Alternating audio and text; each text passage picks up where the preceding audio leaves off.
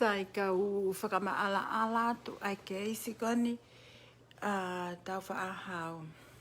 Nai laivi mai whakat nai laivi mai FILIA. Nai haue FILIA tifenia. Koe mea koe ke he keisi, koe mo oni ko toa keisi o ngawe o ngawe popula katoa e fine matu a koe na toko tolu. O koe ke loi e keisi. Koe laivi ka FILIA o tifenia. Pako whakaampe ke o toi lele ma FILIA o toi hori ke ne tukuhifa tau a te valo. He koe laivi ku mo one mea ko toa pe. He koe keisi koe ana e hoko pako o ngawe popula ai fine matu ai toko tolu. FILIA ku ne o silo i lele pe FILIA mo oni. Koe ai move on. Hena e mo oni e keisi o ngawe popula fine matu a katoa kona toko tolu kona na walu. Ku lahi e ta e tohi mai mo eke mai ka au pe koe mo one keisi kona ku laivi anga tonot ka mo tolko toa pena mo tohi mai. Koe keisi o pesete miliona mo oni. Una ngawe katoa ngawe popula fine matu a toko tolu. Koe ti hu laivi ko a FILIA na pehe e FILIA. Kapate mo nofo whakatonga e ne laivi pea FILIA ia FILIA e ni tifen pe e FILIA. Ko iai, ko keisi o mo oni o ngawe popula ka kai ko e ni. Ka oku ta unga e laivi a FILIA ne hu. FILIA knows the truth. Paku a fio ifa o tuai mo oni. So, we all need to move on. Paku ngawe, paku laivi ko e ni, o pesete miliona e mo one fo i story ko ni. Na os tama be fe fine tala mai na os lele pe keisi ko ni Fekau'Aki mo fine matu a ko ni toko tolu i soleiki i local news a soleiki. Ko iai o ku 100% mo oni ai keisi a ngawe popula a fine matua. Pea ko tau tuk peke o tua mea kotoa. He koe mea kotoa konu ku talatu o mo oni. Koe ke fo i hau ka FILIA ko lea mai na hau pea FILIA ia o lea o tifenia. Pea au sai pene hana tifenia. O whaatu ori. Hello Setesi. Hello Paul. Hello Valeti. Ko iai, ko mea kon ko laivi atu ai, ke whakamahina ke whaha i kone TAHA ai TUKU'I, o mo oni pesete miliona ai ngai popula fine mātua ko e ni. Pea ko whakamahino atu, kia malama, ko kapau ke sio mai, o mo oni pesete miliona mea ko e ni. Ko whakaampe ke puli ata pe FILIA tukua e o mai ke mea to e tuli tonu hia, tau move on. Ta muanga fa apa-apa.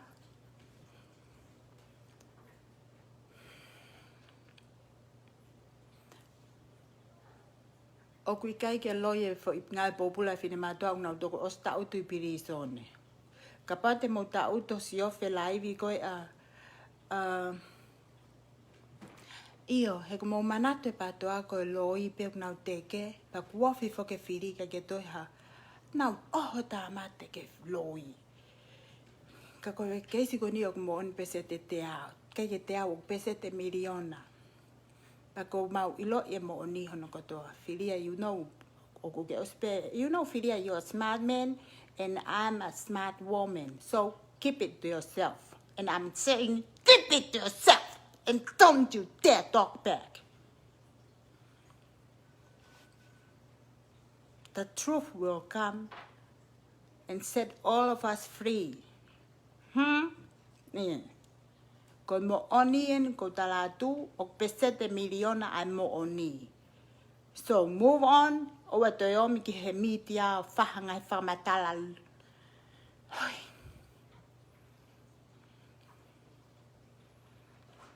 Ko iai mo ilo ko patoa ko loipe.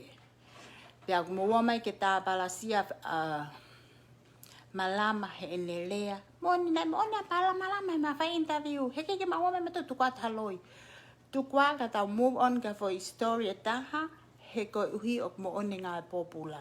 O kui kai ke loi. Pena e osilele pe I he local news a soleiki. Koia.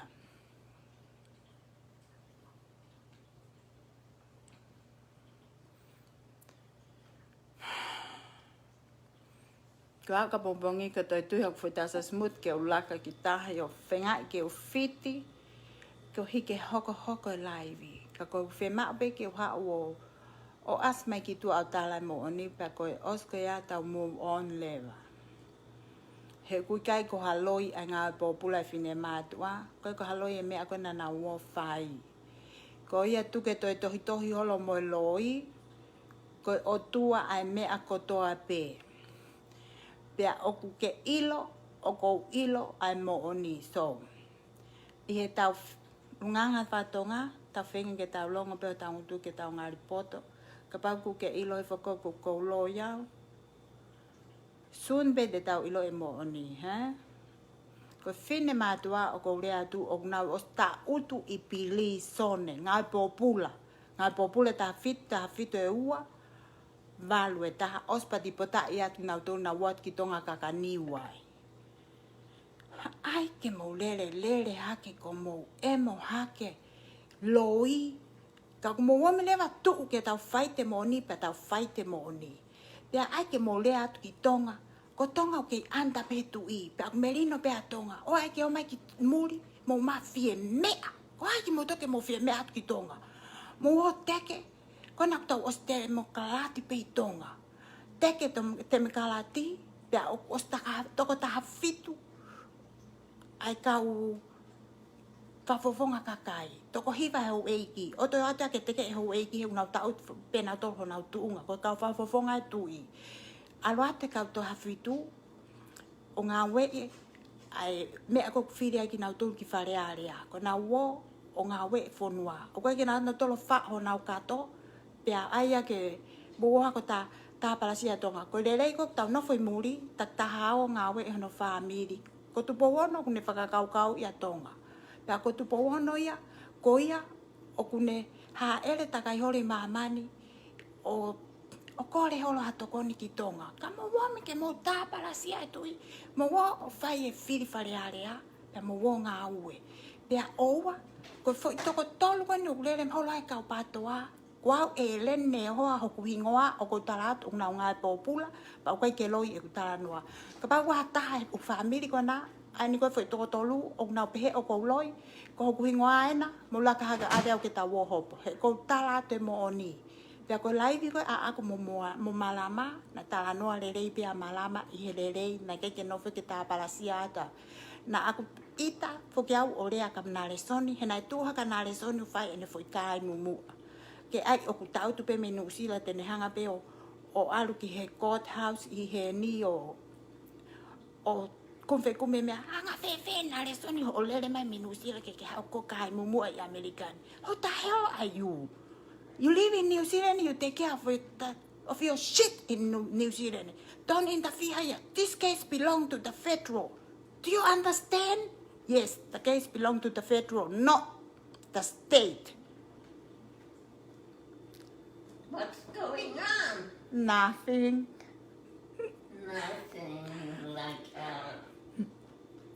Koi ai, koi keisi, koi mo oni ai nau ngawe popula, a mon pe malama. O ki kai ke toi loi. Tahe kai pe ke holo mui e talat mo oni keisi. Koi ai, fie mau ke TUKU'I tau kawe I e loi patoa. O te mohera ia mo te reo ta kumela ke pirisone. Ko wen ko talate mo oni ku nau ngawe popula. Pea aku nau ngawe popula.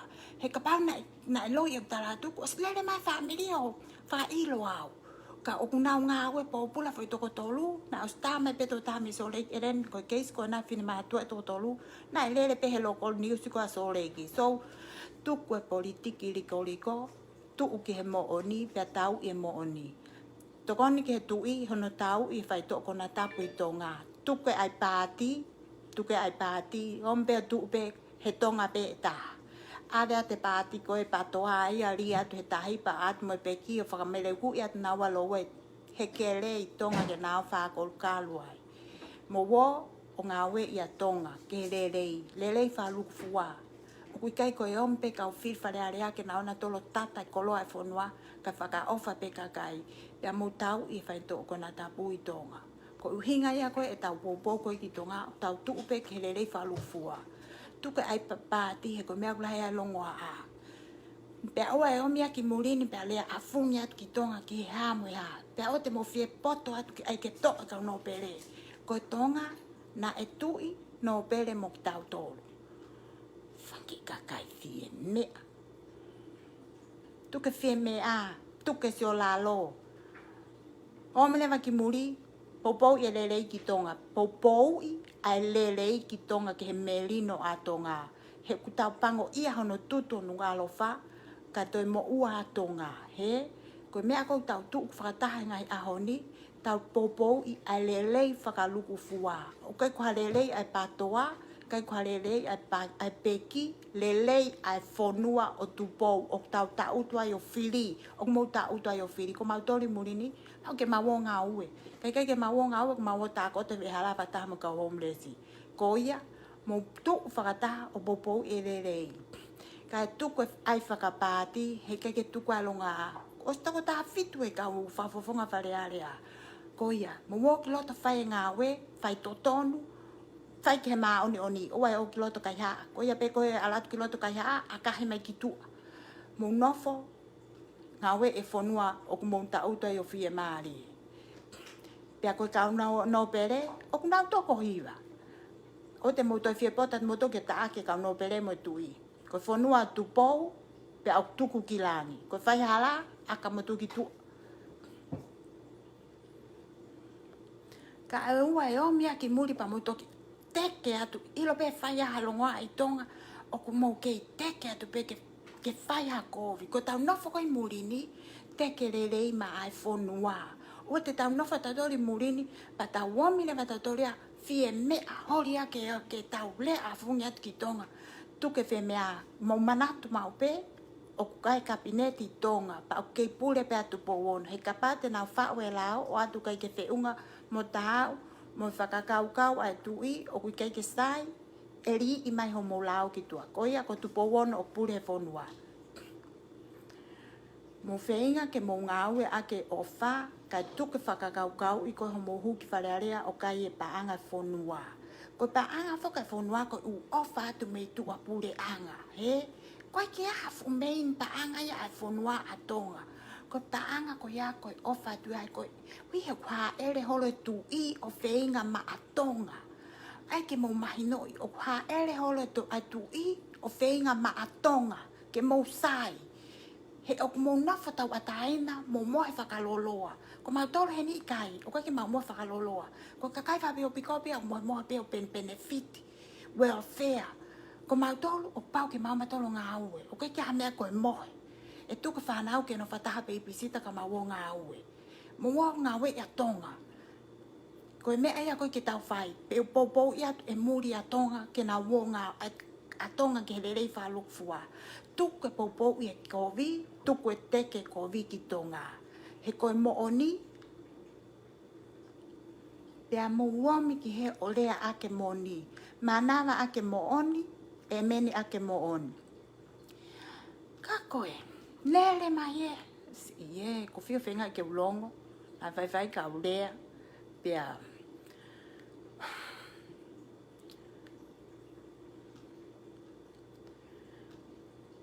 Ka koi ai, o kuofia no we ma, o toi asili ange, ai oho koe, oho kui koe na patoa.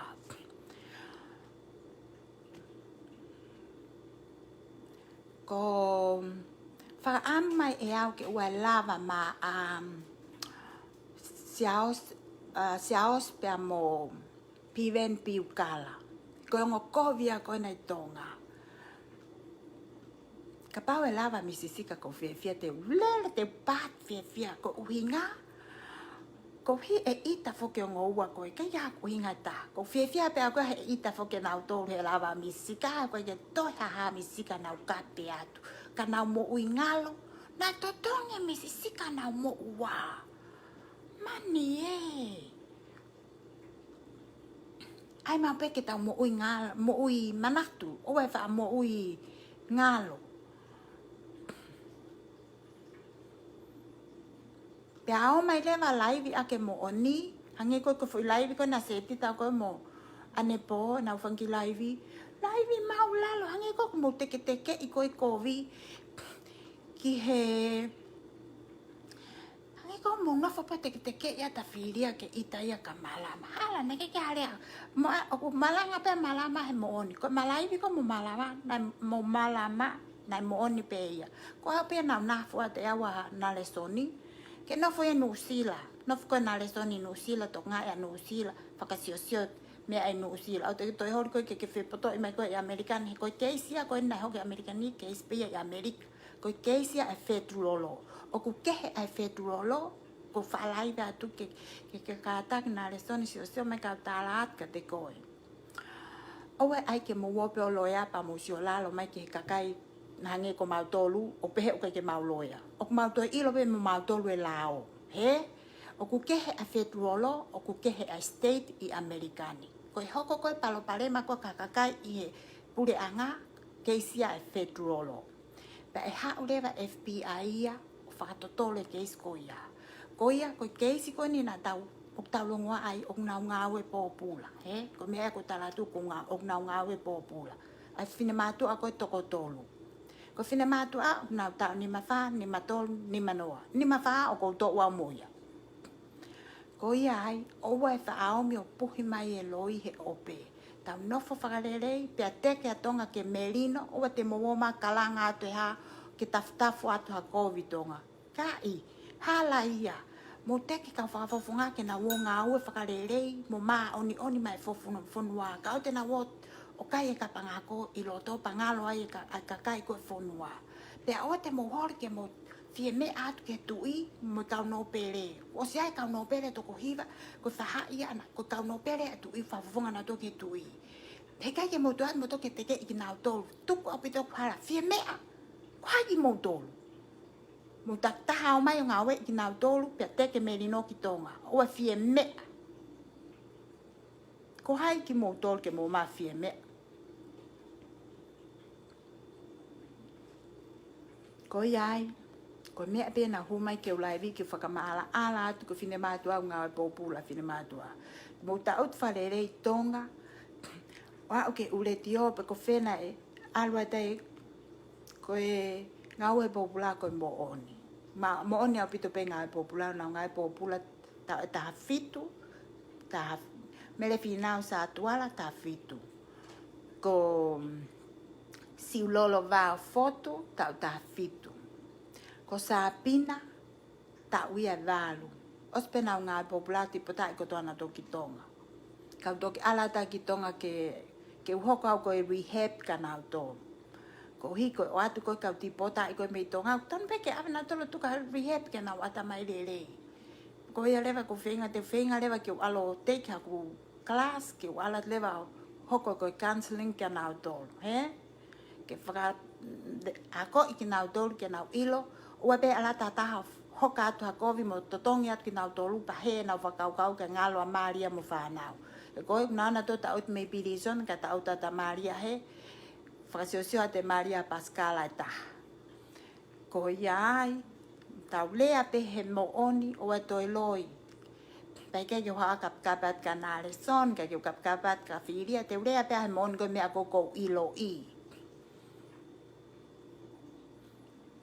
KAIKEHE ko ia taka KAIKEHE whenga ke counseling ki nao tolu hana au tu utatu ki tō ngana. Ko mea ia ko whia mawai ko ke huma he whia whini, ke whamatala te mo oni. He mo manatu ko laivi ako o ko laivi pia o hula te holisi o ke au. Ko ke whia mawa ke asko ai ke asat whamatala te ha. Ko la pe ke mo whanonga mai ke poini ko tuku atu. Ko poini pe o mahu inga. Ko ke mahu inga ho mo sio mai ka te au. He ko tau pia mo mari pa ko ke whehaa ke potiki o whasio siana. Ko poini te mo wom ki ai. Mo online. Whewhe whau e pakpaku ke na womi nau tolu o tari e. Ai hākoa. O to e panga ke na wona tolu ki ai. KAIKEHE te aloa tau ki tonga ave whine MOTU'A ke ma wo monofo ki motu kona e kono muka i nom cake. Ke counseling falele yang e kina tol pe ke anga fe na Fekau'Aki ke na wo na tolo fai hia koni na wo nga we po pula. Kapawe nofo e tonga ke lea aki pehe mo'oni ko stayat ko hawa tonga melino. Owa e o mai o fa ue loi ke toi fihia te KAIKEHE. Kapaku te iloi ku te FEKAU'Aki me alere e FAKAMOLEMOLE. Wika hano koveta. O te hao kita ke te toi fa ue kita loi. Hiri ko ia ku te os iloi pe kita ku te FEKAU'Aki. Pa te hao lewe kita loi. Ko ia ko whamala ala te keisi o ku ngā popula kau mea. Te 7 miliona o na ngā popula. Pea o ku ai foi toka tol fine mātua. O te mo toi kia mo toki he tohi atu koe ni ai kakai koe pea atu nā nau tāki whe. Whapiko ia. Ko nau ngā popula o nau ngāwe popula. Koe hoko atu koe ni kono sū i koe ki nau tolu. Pa ko loto pe ke utoi alu. Te alu le whenga lewa ke ie ko me mate te fu ilaiwi. Ke ko me ai peia na hu mai ko ke whakama ala atu. Io. Na live ka fipe mo ta ut fale re stio fe live ka a FILIA. Na kai pe ke ne IKAI mai a keisi ha peia ko ti fenia. Ko me ai ko ke mo sio ki ai. He ko keisi o ku peseti e miliona ko o mo oni nga popula fine matua. Pa na kai ke ilo atai na to tong mi ono miliona na tolu. Ko siulolo na elea.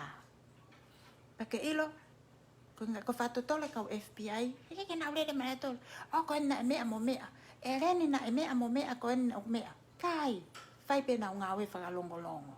O pehe ngawe koe FBI. Na ngawe whakalongolongo pe, kuta me oho wale pe kuta taha kia mea. Ko o Hopo pe nuko ko hokat pe o Hopo. Heu ke puli ha mea ia.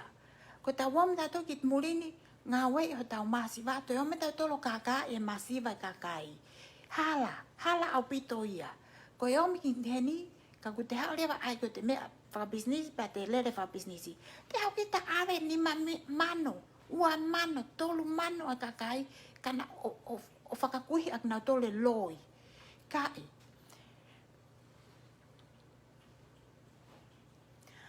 Tanga nau tolu, te tamu, te keat mo tolu a kai ko kala pehe pato ha ku kala e nau moui. Ku ke ngā ua pe toko tahaya ko e nihe ai alaista.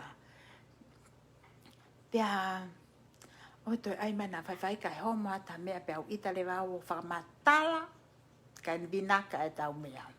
Ko mea pe ko loto ke tuku atu, ai foi ngā ua popula ko ni e ono, ai foi toko tolu na loto ngā ua popula.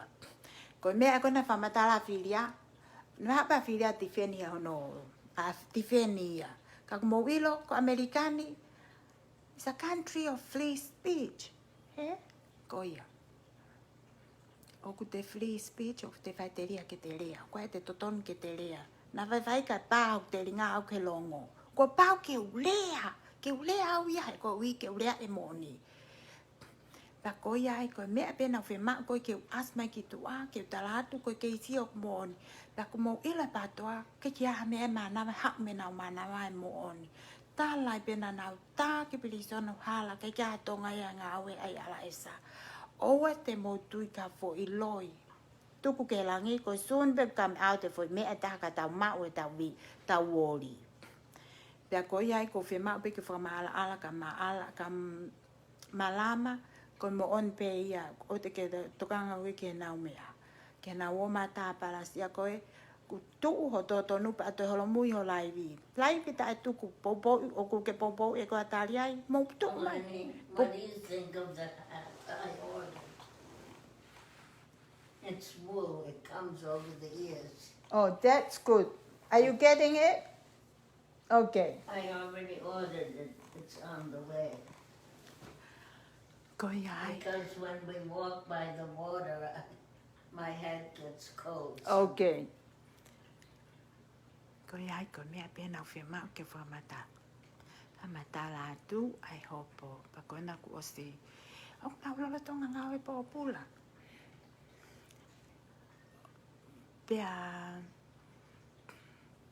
ko popo ia tu ko malama hop mai malama ki tu a popo Kau ke popo ia tali ai mo misisika mo mateni ame ke holo mui ai mo hopo ki tu'a mo tu'u ki tu'a tue pa mo popo ina tolu te mo ke at mo to ke ta pala si at mo to ta fa ke ta pa to mo hop ma to popo i to ta mo fili ko me ai ta popo i ene fili ko ia Fekau'I hena fai kai la vai ki alu ia ka fei tu eta ka ko ofat ka mo tolu ka to ki hoko ate tau lai vi kai ka pong ko poni pe ka na firma pe ke wa whakapapau i at ke tau kakai ko mo oni au pito hono kotoa ai ko mo oni au pito e a live ko ai Eliasa ai peka ke toi hanga mai ko tolo e ta whahai ko e mo oni kotoa ai mea koku hoko ko ai malama mo whahai popo ia ta mo hopo ki tu a teke ka mo teke mateni ikani mo misisika whawhetai mo hopo ki tu a teke o te mo toi holo mui hopo ki tu a ke mahina whetu kok mo tui ki ai te mo ke at mo to ke ta parasia me mo to ta whaketaha kai ke whala vea ai ko veve ko wha talanoa mo loi o te mo ke mo to ki ai ko pahia pe whawai ko fon whawai o na ngutu he loi na tu follow pe na loi hopo mai ki tu atu he moni tau kapo e moni he ko hop mai au ki tu tau kapo e wha e tui te tau kapo i pe au e wha e tui ke ngata anga mo ui pe a mo tau kapo i atonga ke nau ke nofo i he merino tau fie mau hapure anga o merino pe nau ngau e whakataha mo tui o weta whenga i ke ose whai toko na ta pu mei tonga ko me ai ko tau fie mau ke tau fie mau ta tola kakai o at ki ai ma lua loi ko teu pe filifarea lea ka lasia te nau ma lua loi taha nau ngau e ake paanga uri nau o kantiteite te paanga kanti whenga ke tuke ka pekau lea whakatonga pe ke nau kantiteite ake paanga uri he ko paanga riko nau ngau e ake he ku oatu fo ke tupe ko tupe ya ko paanga uri o ave ke kau kantiteiti tonga ke nau ngau e ake o fai o ko lo ake fai kai MOTU'A ke ai ange pe ko fa e tu'i ka tu TAUATE8 fa i ko ne patoa ko tahau na popo i ko ne mate ni misisika i kantaria i mo haifua MOTU'A popo i o te mo kolo moi mo tolu ko kape mai o ko ke fala vea tai ai ko ka ta fa fangata na fa vai pe fon fa vai po na mutu pa na follow na u lea foket peka na tolu ko ia mo ilo e mea koen ko talatu ko e keisi o mo oni mo ta ut falong mo ta ut to siof o ke firma ke mo siof ka kato foi live ko SETITA ko mo FILIA ko mea ko firma ko ke mo siofi mo o pe ko fe video heu ke tau ke mea ko o lea FILIA ko tembe o lea FILIA mo heu to ya la mo tu o heu ki taimi o FAKAMATALA ko FILIA ko kau ko ke keisi ni na o fa IKAI pe FILIA ya tifeni a FILIA ke ne hanga fa IKAI e keisi pa aspene FAKAMATALA na ke aria fakasio pa ha mo ha ko ia ko me ai pe ko firma o ke asma ki tu ke ase atu ake hok mata he kok mata pe na ku pesi ko fly fo ke tala ka kai ko pes pulo ai ka tu pe alene ne pes to ton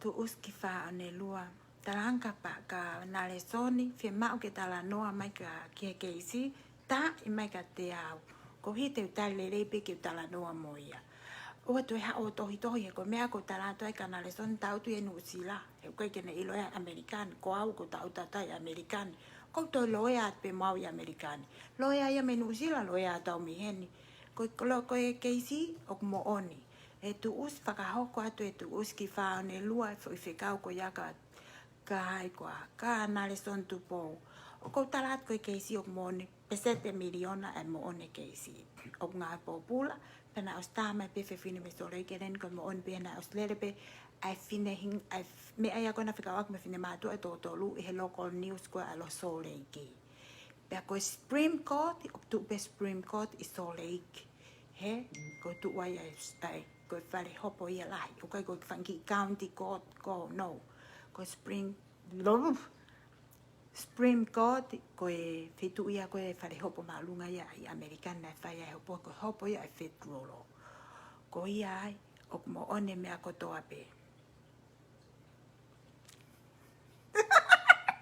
ta e kai ta ka ke te whemara ke heru e ulu mo te a lipstick na te vai pe au toka ngā wia ka ta ka i nof pe a elen o ko stia e mario elen ke mo ilo ia o ku koe ke te whima Eleni ke te hawia live ke sio masiana. Ku where pe whangasiana a kuia he so o ku talanoa pe moia he mesensa. Tanoa politiki pe pa osi.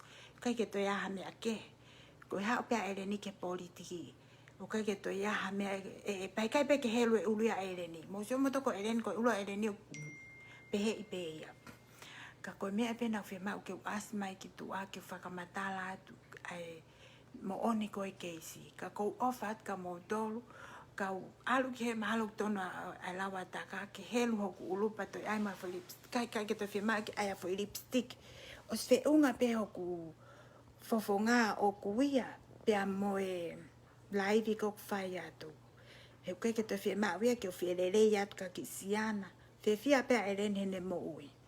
Pa ko ofat pe ka motol ko toa ko ofa ki o family ko ni ka taka ko sinai ko motolon ko toa ite lame ta fo ko ofat ka ko tau keisi ko mo one keisi ko nai hoko pea o ku na lolo tonga nga we popula ka motoeo o pelei e foi te piko a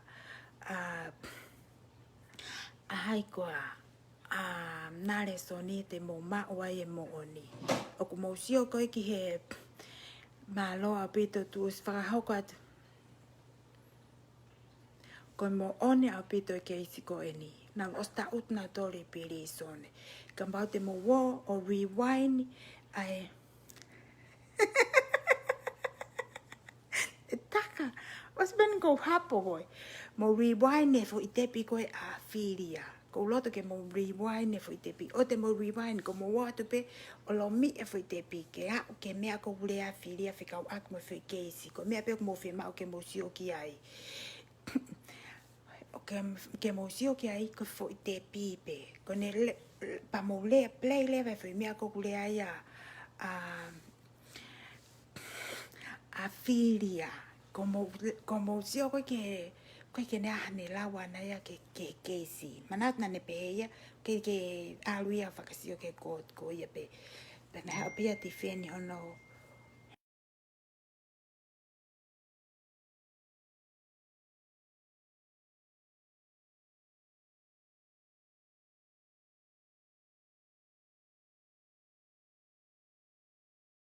Whakawewea mon ko tō tāmai. Hala, na tāmai peo peo. Ko hamea ke whema IKAI ko sio pe ko telefoni na asake. Ko ke sio malewa ke telefoni o ko asate. Mahalo na ke kole whereni mai ka te hapa na ta whereni pa o te whaata mai hapo sio e laivi. Ko whehi a whatalanoa hatu ka kai beheu whe i ilo mai mesensa. Koe pe ka kai o ko tānoa au kia he mesensa. Tānoa pe politik tuko politik. Pea ko ai, ko mea pe ko whaka am koe ke mo wosi ofi. Pelei e whoi video koe a SETITA mo mea.